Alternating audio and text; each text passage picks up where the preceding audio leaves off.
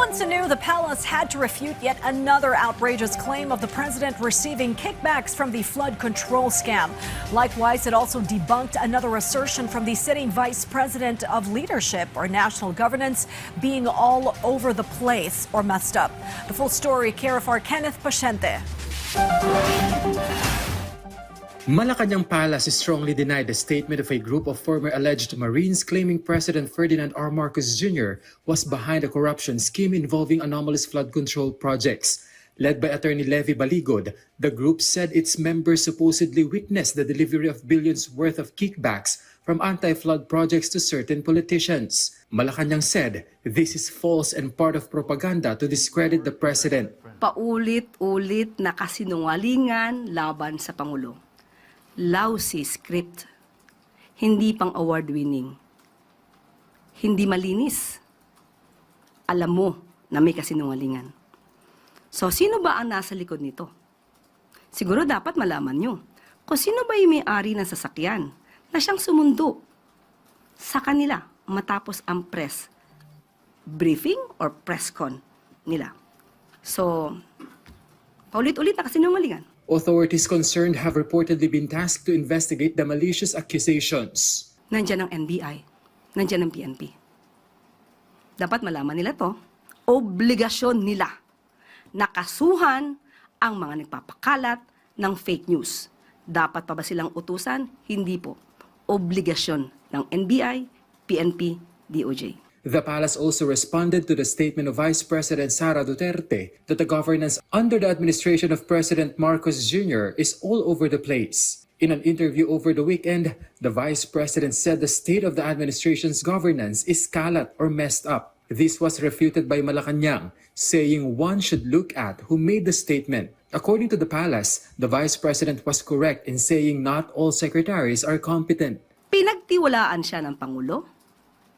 Pero sa bandang huli, aamin pala ang Vice Presidente na siya ay walang kaalam-alam sa pagiging DepEd Secretary. So totoo po yan, hindi po lahat ng sekretary na naiya talaga dahil sa tiwala ng Pangulo, sa paniniwala sa kanila, hindi pala talaga magaling. Doon pa lamang po sa mga ghost students, ghost vouchers, ghost food packs, ghost laptops, ghost school materials.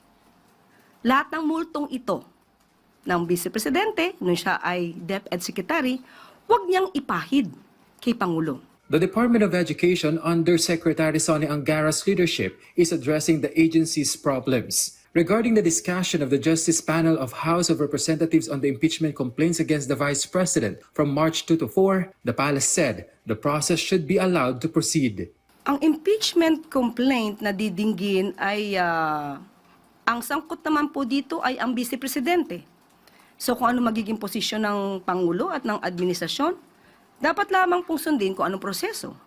Yun din po, pauulit-ulitin lang po natin, dapat proseso, due process, at kung ano ang inilalahad ng ebidensya.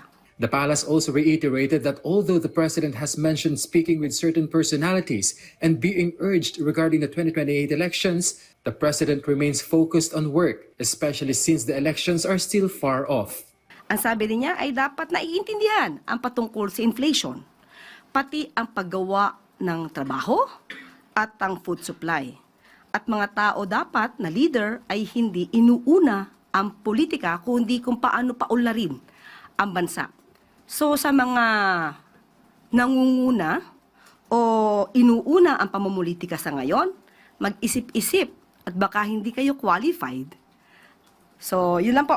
So, dapat mag-isip-isip sila kung sila ba'y makakatulong sa bayan o makakapagpayaman lamang ng sarili. Kenneth Paciente from the National TV Network for a new and better Philippines.